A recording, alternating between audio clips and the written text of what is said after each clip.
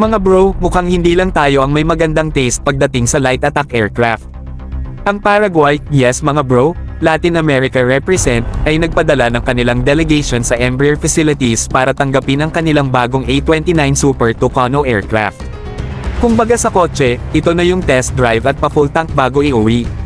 Ang 2 sa 6 na units ay ready to fly home at inaasahang darating sa Paraguay bago matapos ang buwan ng Hunyo.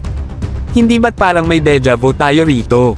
Tama. Balikan natin ang December 31, 2024, kung saan mismong AFP ang nag-anunsyo, Philippine Air Force will also acquire 6 na brand new A-29 Super Tucano units.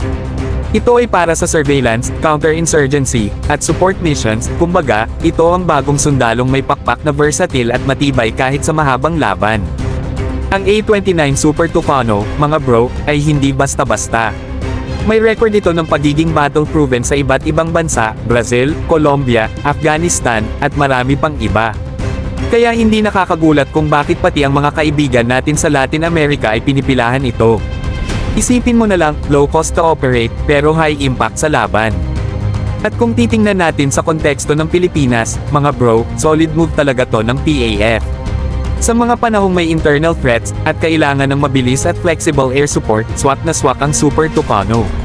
Pwede sa close air support, ISR, o intelligence, surveillance, reconnaissance, at kahit sa pilot training kung tutuusin.